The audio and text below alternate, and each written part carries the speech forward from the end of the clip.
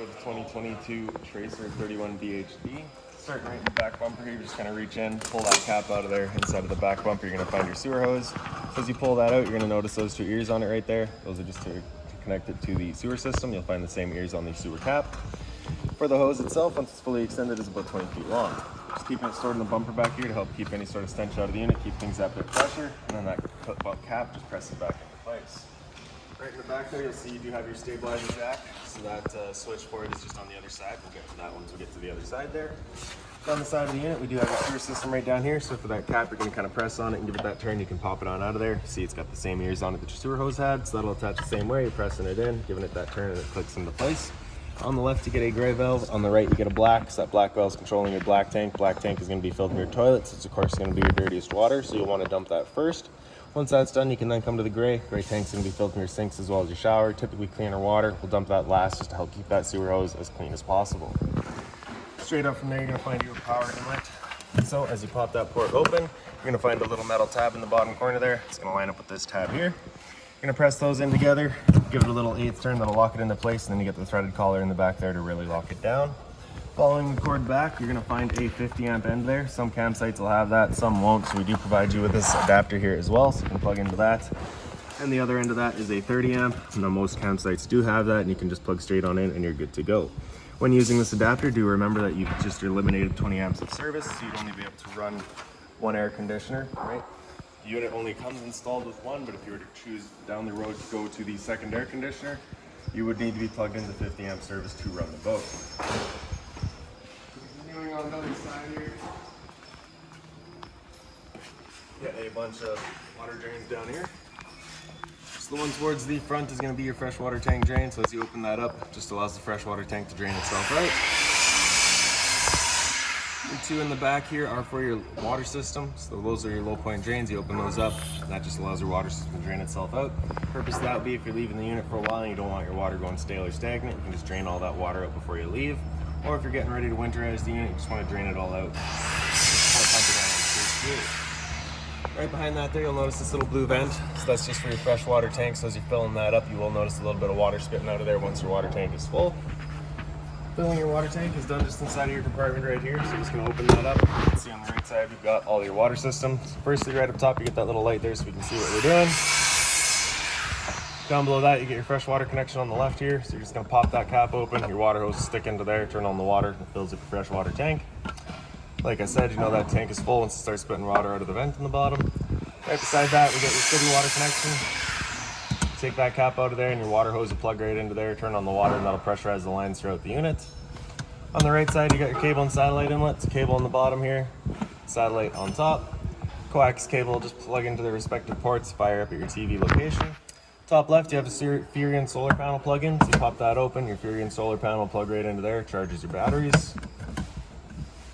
To the bottom left, you have your battery disconnect switch, so you can see with that over to the right, that's it turned on. With it pointed up, that's your battery then disconnected. So if you're ever leaving the unit, you just want to make sure that's turned off, especially for storage. And then in the center, you get your outside shower, so you get your hot and your cold water, of course. You get the little end here, so you do have the standard garden hose end, so you can attach whatever you like. You can also detach that hose, so you just got that little kind of two ears there. You can pop those in and out just as a quick connect, right? On the bottom here, you also get a plug, so you can pop that open. All your water lines, any coax cables, whatever you need up in here, you can run right through there. Plug it back off for travel. And then lastly, just right on the right side there, you have your black tank flush.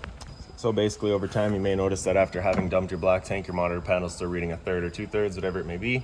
Typically, it's just some debris inside of the tank there causing that misread. So what you're gonna do is just take your water hose and plug it into there. Open up your black valve and turn on the water, and that'll just flush out that tank, getting rid of any sort of debris that could be causing your issue. Into the storage compartment side here, you're gonna find your water hose. Inside of that water hose, you'll find a park adapter. So that 30 amp adapter that you had back there will plug into here. 15 amp will go into a standard household outlet. So if you're looking to plug in at home and charge your batteries, you got the power to do so. Now making our way around. Runs right up on the front of the frame there. You've got your tire pressure monitor sensor sender. So this is what is communicating with all of your tires and getting that information. That will then send it to a handheld unit that you would have inside of your vehicle. This box right here is housing your battery. So as long as you're plugged into that short cord in the back or your 7-pin tow vehicle, that battery is charging for you. These two knobs here, if you loosen them off and push them back, you get access to your propane tanks. You can open up your knobs. For the video, I'll just pull this right off. So we can show you right in the front here, you get the changeover.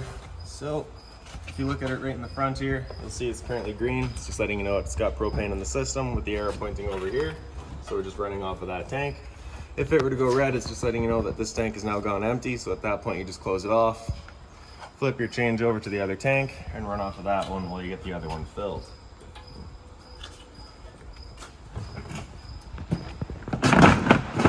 In front, you get your power tongue jacks. On the left there, you get the light switch, turns that light on and off. And on the right side, up is down and down is up. On the other side of the unit, you get the other end of your storage compartment. You just have magnetic latches on all your compartments here to hold them open for you. Inside of the storage compartment, you're going to see the customers opted for the weight distribution hitch, so we just got that stored in here for them. Up on the front wall here is a little light there, so the switch up top is a little hard to see from right here. You do have the same lights inside of the unit, so we'll go over that switch a little bit better inside, but that is a motion sensing light. You do have a dual function switch up top. One just means that it's turned on, two is using the motion sensing. These manual overrides over here, those are going to be, so the one in the back there is going to be for your tongue jack up front. This one right here is going to be for all your stabilizer jacks. So from the other side at the end of the rod that this motor is turning, there's a little attachment that you can slide this guy right onto, and you can run them up and down if your battery were to die. Otherwise, your switch form is just right up in the top corner here. So you're going to press the bottom of that and it'll extend out. Now these guys do just equalize, so you can see with that foot underneath there, the other side's still gone, so it's not going to level your unit, it's just going to stabilize it. So once that contacts the ground and firms up, you'll hear it. So once you hear that, you're going to want to stop. If you're to try to continue extending, you will actually strip the gear pack right out of that motor, which of course we don't want to do. So once you have that little bit of firmness on it, you'll just stop right there. Right here you'll also find the box for a pre-installed Furrion rear observation camera. So customers opted to go with that, so we just got that stored in here for them. We do have the handheld unit right in there. Pet edition unit, so you do have the leash latch right here. Then we can our way back right by the entry door. You do have your little bottle opener there. Kind of up from there, you're going to find two exterior speakers on the unit. Down in between them, you've got the exhaust for your furnace. So if you're ever running your furnace, just to make sure this is not blocked off, it does get hot. Just to the right of that, we've got your cable and satellite outlets, as well as a power outlet. So if you're looking to have TV out here, you got the power to do so. And right in the back corner of the unit, you've got your exterior kitchen here. So you're just going to undo those latches, and you can pop it on open. Same magnetic latches, hold it up for you. On the right side, you get a 120 volt fridge. So as long as you're plugged in, this guy's going for you. In the middle here, you got kind of open storage, outlet right in the back. Top and center is a little light there as well. Right underneath that, you kind of have your kitchen. So you're going to undo that travel latch, slide it on open. In the back corner, you get a couple of latches just to hold it open, just so that you're not accidentally slamming it shut. Left side, you get your sink here. So you have a little hose here, or I guess hose, spout, whatever. Two little ears on the connector there, so the same thing as your shower up front. Just going to attach that in, locks it into place, then you can kind of move it around. It is mobile. The sink itself is just to kind of dump it out, right? Not actually aimed. Inside of that sink, you'll also find your propane hose here. So you got that quick connect there, you're gonna pull that collar back and then you can pop it on open. Right underneath your stove here, you're gonna find that propane hose for it. You're gonna attach to that. And then back on the trailer, you have your connection for it as well. So you're gonna pop that dust cap out of there and then making sure that valve is closed off. You can push that collar back, attach your hose, and then open up that valve. With that valve opened up, it's kind of an added safety. You cannot undo that quick connect, so it's just kind of, you know, added safety so you don't accidentally go on doing it with the gas turned on. For the stove itself, you're just going to pop it open. You get your two little wings on either side there. You swing those out, pop them into place. Press those knobs in over the light, hit it with the igniter, and you can see she fires right up. Once you're done, you're just going to turn it off, let it cool down, bring these wings back in, close it back up. Underneath, we'll close off the flow of propane at the trailer, undo that quick connect. And then I just like to attach the hose to itself, just ensures that absolutely nothing's getting inside of there. And then just storing it back away into the sink. Undo our travel latches now, and then you can push it back away. Lock it back into place. There you go. So into the back of the unit now. You do have to stabilize the jack back here as well. Its switch is just kind of right underneath the back bumper here. Works the exact same as the one up front. Up from there, you're going to find your hot water tank. So this keyway here, you're just going to line that up and you can pop it on open. All your controls for turning this guy on are just inside of the unit. Before we ever turn it on though, we just want to hit this release valve right there. Make sure that bit of water comes out. That bit of water coming out of there is just letting you know the tank is full. It's safe to fire it up and you're not going to burn anything up by doing so. Once you're done, just lock it back down. And then right beside that, you're going to find your spare tire. Straight up from there is that rear observation camera that the customer had wanted installed as well. So now we'll make our way inside of the unit.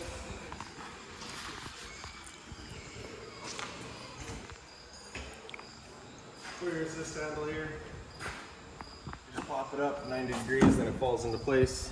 Then you can open up your door. The door is just on a friction hinge, so it just kind of sits wherever you leave it. For the steps, you're going to pull this slider over, that'll unlatch it, and you can swing them on out. There's a little pull tab on either side here for the little legs, so you can extend or retract them just based on your campsite needs. And then as we make our way inside, first things first is we got our fire extinguisher. Just that standard, pull the pin, point, and shoot. Beside that's just kind of open storage underneath your sink here. Up from there we got all your light switches. So the one on the left there is going to do all of our interior lights. Center left here is your awning light outside. Center right is a set of scare lights across the front of the unit. We can show you those in a couple minutes if you like. On the full right side here, it just does a little blue light inside of your outside speakers. For these slide out, you just got the switch in the bottom right here. You're going to press and hold out, and this big slide will make its way out. Once that slide's fully extended, we're just going to hear a couple of whines from the motors, and then they'll turn themselves off automatically.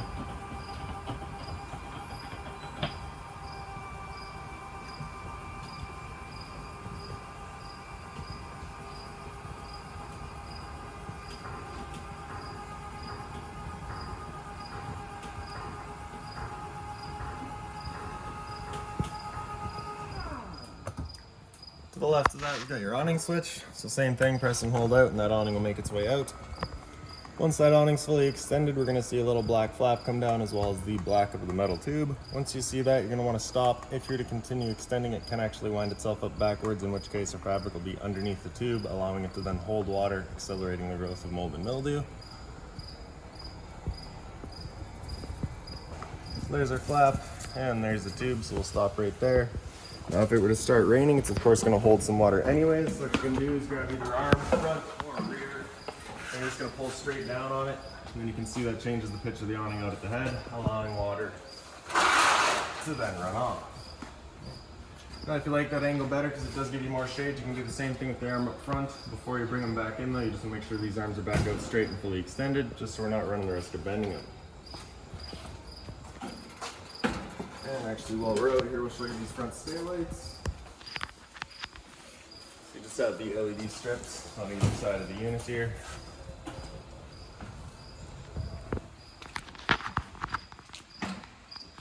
So now just press and hold in, and that awning will make its way back in. Again, you're just watching to make sure that your fabric's going over top of the tube. Another thing to keep in mind with your awning is it does catch a lot of wind, so once you get up to about 15-20 kilometers an hour wind, you're going to want to bring it back in, again just so you're not running the risk of bending your arms.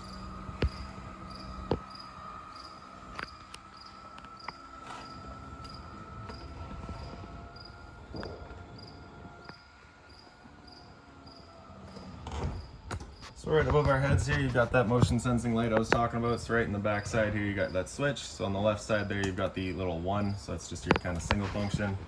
Click it over to the right side, that'll get into 2. That's a dual function. So now after a couple of minutes, it'll turn itself off. Once it senses the motion, it'll turn itself back on again, just fully automatic. This light switch right here does the front bedroom. Into the front bedroom, you have your closet space on either side here, just for open storage. Across the head of the bed, you've got a little reading light on either side. One right here, one back here. If you pick up the foot of your bed, you do get access to your front storage compartment. If you're looking to winterize the unit yourself, once it comes time, this panel right here just has a screw on the top as well as on the bottom. You can pop that out of the way. You get access to your water pump. Pocket doors for the front bedroom are just got travel latches right in the center there, so you just slide those up and you can then open or close or just slide your doors as you wish. TV mount right there, so just a V channel. Your TV would then just slide under there, is held then forward of your doors. Straight up from there you'll find the power outlet as well as the cable and satellite outlet for it.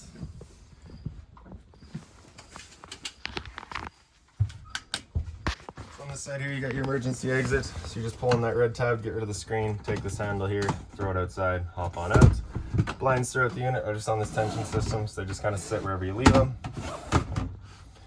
And then your closet space over here. So right outside from the bedroom, we've got your thermostat here. So you're gonna press and hold the power button to turn it on. Right. So dry is just gonna run the air compressor and the low fan just to try and dry out the air, get rid of any sort of humidity. Hit mode after that, and you can come up into cool. So at this point, you can select your high or low fan and actually start cooling off the unit. Right. You can also leave it in auto. So auto's first gonna just use the high fan until it gets within 3 degrees of its goal temperature, then it'll switch it to the low fan and then turn itself on and off as needed. Temperature selection is just gonna be with the arrows, of course. With the air conditioner going, you basically have 2 different options. You can have this louver here closed, in which case we're using all of our ceiling ducting to move the air. Or you can just open it up and then it just dumps all of its air into the living room. So when you first get out to your campsite, you want that opened up, cool off this area as quickly as possible, and then you can start moving the air throughout. And so like I was saying, the arrows there do your temperature. Hit mode again after cool, it'll come down into heat, it'll turn off the air conditioner, turn on the furnace. There is no fan selection for furnace, it's just on is on. Furnace will be moving its air through all the little black portals that you'll see throughout the units.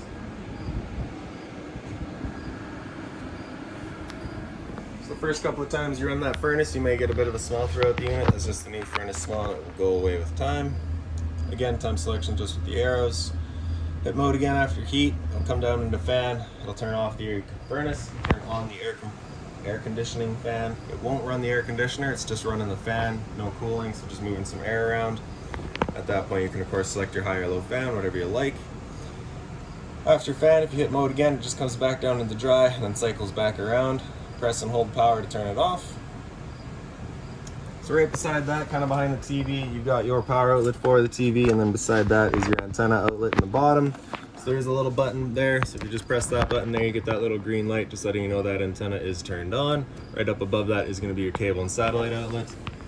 So right back there you can see the mount. The TV is on a mount, it does swing out, so you do have the travel latches here. You just undo those clips and you can swing the TV out, point it wherever you like it.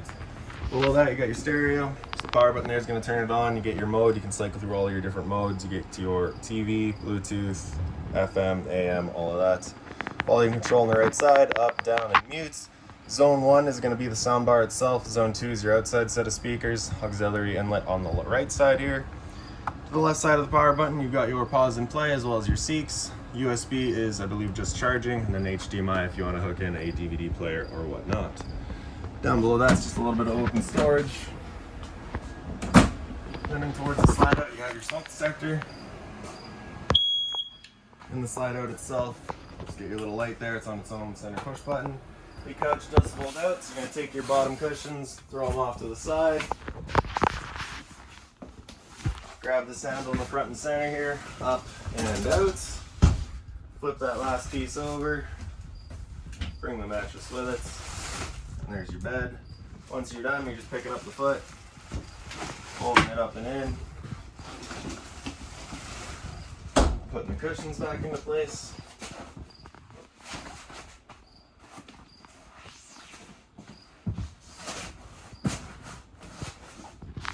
Now on the dinette, your light right up top here has just got its little push button on the side there. So you can see it is currently set up as the dinette. If you were to use it as a bed, you're just taking the tabletop here, wiggling it up and out of its table legs. The table legs will then wiggle out of their bases. The table will then sit down onto the 3 ledges you've got there. That back cushion, as well as this filler cushion, will then come over top of the table, create your bed. Now in the kitchen, your storage up top here. You do have your little binder here. It's got all of your owner's manuals, any remotes, any keys, anything like that for the unit, you're going to find right in there. Right down below that cupboard is a little light, again, center push button there. For the sink, you get your hot and cold water, of course, the mobile head, single basin, and you do have the folding stainless cover. So if you need to put something hot on there, you can. Under the sink storage, just being mindful of your drains and your water lines. And all your drawer space here. So this right here is that monitor for your tire pressure monitor sensor. You're just going to have this hung up inside of the vehicle somewhere. And then you get your display for it all. And all just the rest of your drawer space here.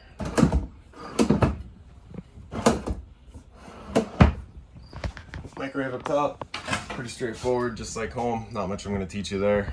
Down below that, you get your range vent, you get your fan on the left, light on the right. So whenever you're running this stove, it is of course putting off propane fumes, so you just want to make sure that fan is turned on, evacuating said fumes.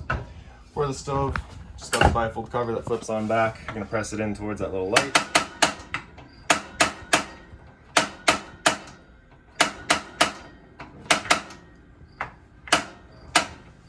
And there we go.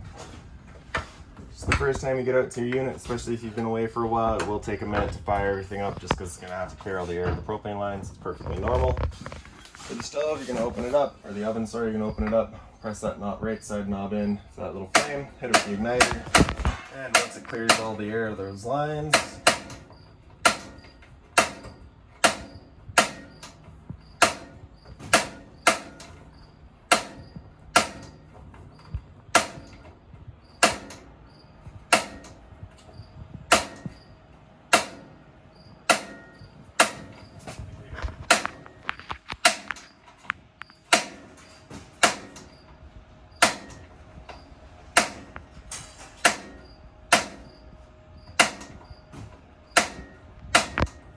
there we go.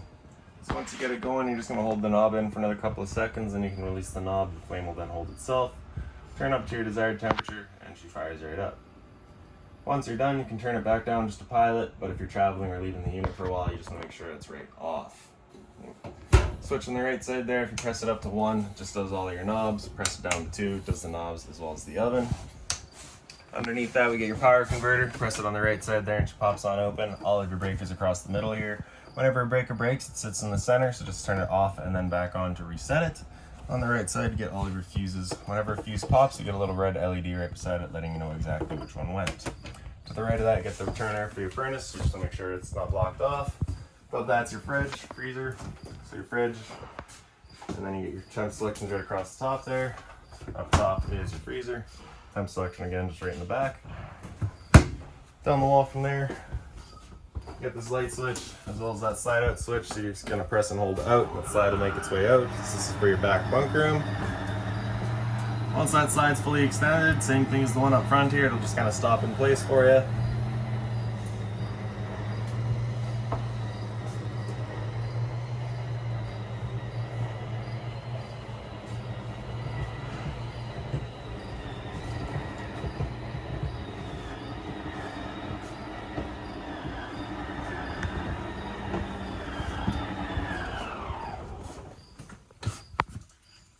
Now the back bunk room. As we get back here, right on the right side, you got your bunk. So you can pick this guy up, and it's got latches on either end. Lock those into place. And then you kind of have the sitting area. Across from that, you got more bunk space. So this one is stationary. A little light up on the wall there, just on their own center push buttons. 120 volt outlet, USB outlet down below. Both windows do open. Backside here, you do have a TV backer, power outlet for it, as well as a cable and satellite outlet. And some closet space here as well. Access to your hot water tank for winterizing the unit again. Just the 2 screws back there. Just pop those out and you can bypass your tank. Emergency exit in the back there is the same as up front. Pulling the red tab, you get rid of the screen, take the handle there, throw it outside, hop on out. So I'll just come into the bathroom now.